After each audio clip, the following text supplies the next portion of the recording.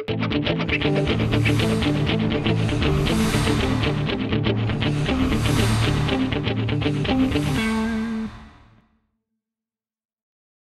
s'est extrêmement intéressé à la RED depuis les dernières années, depuis qu'on la présente au NAB. Donc, on a voulu être les premiers à la présenter à Montréal, en collaboration avec Montréal Vidéo, qu'on apprécie beaucoup leur collaboration là-dedans. Moi, ce soir, Montréal Vidéo va vous présenter en première partie avec Vini, qui sont les propriétaires de la RED, qui viennent de Toronto. Comme on vous l'a dit, ils ont bravé la tempête de toutes les manières pour venir nous rejoindre. Ensuite de ça, on vous présente le workflow. Marc-André Ferguson va vous présenter toutes les étapes nécessaires pour monter les images de la RED, les mettre dans le logiciel qui s'appelle RED Ciné. Et pour pouvoir manipuler ces images-là, les coloriser, etc., il va vous montrer tout ça dans la deuxième partie. Ensuite de ça, je pense que c'est la partie la plus fun. On va aller chacun notre tour voir le RED Ciné sur les machines et la caméra, poser des questions aux gens et pouvoir faire vos propres manipulations.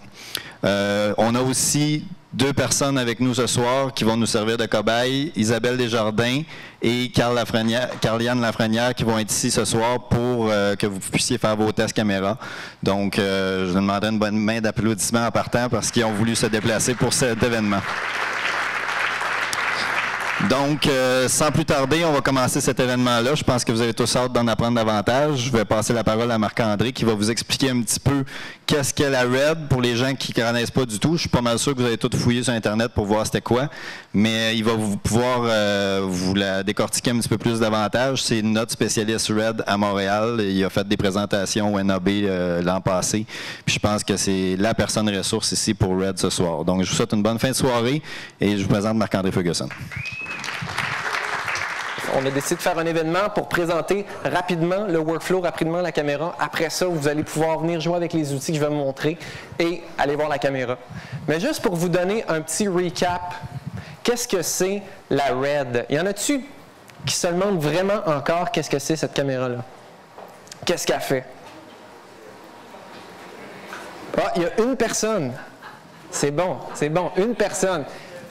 Écoutez, la RED One, c'est la première caméra développée par Red Digital Cinema, qui est un projet assez fou, qui a été parti par le multimilliardaire américain Jim Jonard, qui voulait absolument faire une caméra parce que la légende urbaine court qu'il s'est acheté une caméra HDV et il a trouvé ça vraiment poche et qu'il a décidé de faire une meilleure caméra. Sauf qu'il est comme parti de là puis il est allé là-bas. Qu'est-ce que c'est une RED? C'est une caméra cinéma numérique 4K. Le 4K, comparativement au DV, par rapport à la résolution de l'image, si on prend une résolution DV et on passe au HD, vous voyez déjà, on le sait, là, HD c'est beaucoup plus gros que du DV ou du SD. La résolution 2K, qui est un petit peu plus grosse, vous voyez déjà la grandeur de l'image, puis comparativement à ça, bien, le 4K, évidemment, c'est beaucoup plus gros. Alors, imaginez-vous que la RED, c'est une caméra 12 mégapixels qui tourne en RAW, comme une grosse caméra Nikon, une grosse caméra Canon.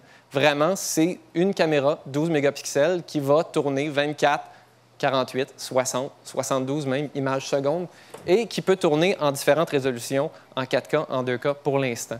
Comment on réussit à faire ça? Parce qu'on utilise un codec vraiment révolutionnaire, un codec en vaguelet, wavelet pour les intimes. C'est un codec qui est 12 bits et qui garde le format de l'image en RAW. Comme les grosses caméras Canon, les grosses caméras Nikon, vous allez garder une flexibilité et une résolution extraordinaire avec ce format d'image-là. Et le codec, ensuite, va compresser ça. C'est une compression qui est de 12:1. Là, il y en a qui vont sourciller peut-être par rapport à 12:1 de compression. Mais quand vous verrez les images, vous allez peut-être être convaincu de ce que vous pouvez faire avec ça. Il faut toujours se rappeler qu'on tourne en 4K. Là, on s'entend, c'est un format que les gros studios Hollywood ont de la misère à faire pour faire des films comme Harry Potter, Spider-Man. Puis nous, on tourne avec ça. Donc, il y en a beaucoup qui se demandent, oui, mais là, ça prend-tu de la grosse quincaillerie pour travailler avec ça? En quelque sorte, mais je vais vous montrer à quel point c'est quand même abordable. Pour l'instant, on tourne sur des cartes Compact Flash, des cartes de 8 GB. Les 16 GB vont être disponibles et approuvées par RED bientôt, ce qui nous donne, comme un Mac de 250 pieds, à peu près 4 minutes et demie en 4K et environ 20 minutes si vous tournez en 2K, beaucoup plus. Maintenant, très bientôt, il va y avoir le RED Drive qui va être disponible, 320 GB, qui nous donne énormément d'espace disque et on va être capable de tourner avec ça. Et pour des tournages très, très, très spécialisés, comme par exemple des tournages en time-lapse, des tournages en très, très haute vitesse, ça va prendre beaucoup plus de vitesse au niveau du stockage que ce que le disque dur est capable de donner et ce que les cartes Compact Flash sont capables de donner aussi. Alors, il y a ce qui s'appelle le Red Flash, qui n'est pas sorti encore. Ça va être 96 GB de RAM dans un disque. Alors là, on va pouvoir tourner à la pleine capacité de la caméra. Pour l'instant, les specs indiquent qu'on va être capable de tourner à 60 images secondes en 4K et 120 images secondes en 2K. Par exemple, en ce moment, avec les cartes flash, on peut faire du 72 images secondes. Et on a du stock qu'on va être capable de vous montrer. Donc, la Red One, c'est la première caméra qui a été faite par Red, qui livre depuis la fin août, la mi-août à peu près. Pour l'instant, il y en a une centaine qui sont de par le monde, un peu partout. Les gens qui jouent avec, qui testent, qui tournent des vraies images. On en a des propriétaires ici, Nick et Vinny, qui vont nous montrer la caméra. Puis là, il y en a beaucoup qui se demandent, bon, mais est-ce que ça s'en vient? Les autres, on sait, bon, pour ceux qui ne le savent pas, oui, à partir du début du mois dernier, Red a arrêté un petit peu la construction en se disant, bon, on va changer quelques petits trucs. Ils ont eu aussi un problème avec les gros feux qu'il y a eu en Californie.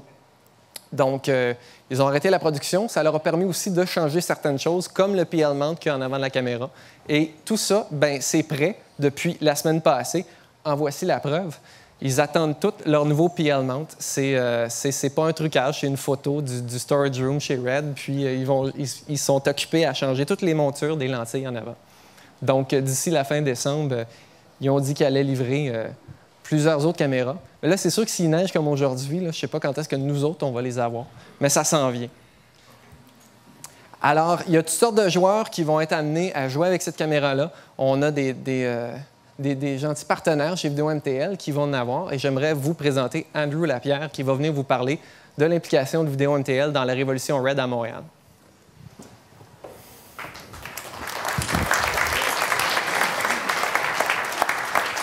Bonsoir tout le monde. Merci encore d'être venu. C'est très gentil.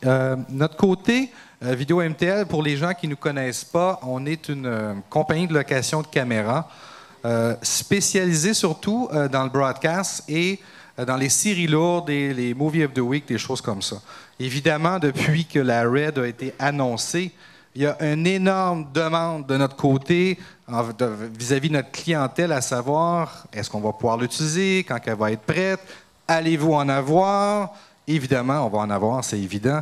Une caméra étant PL Mount, c'est tout ce que nos clients attendent depuis je ne sais pas combien d'années. Donc, évidemment, on devrait recevoir nos caméras probablement d'ici, si la production est reprise, milieu de février.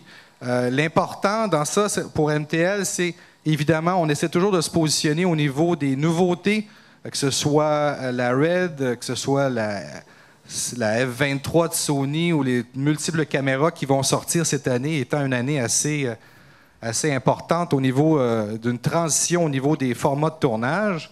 L'important pour nous chez MTL aujourd'hui, on voulait mettre l'emphase sur la caméra elle-même. On voulait que vous puissiez voir des images de la caméra. On en entend toujours parler de la caméra. On voit des images sur l'Internet, on voit des clips. Ce que je voulais, moi, ce soir, c'est de m'assurer que vous puissiez mettre la main sur la caméra, vous puissiez voir des images qui sortent de la caméra avec les gens de Trois-Vis et Marc-André, de pouvoir voir tout le workflow. C'est un workflow réel, il existe, il n'est pas compliqué.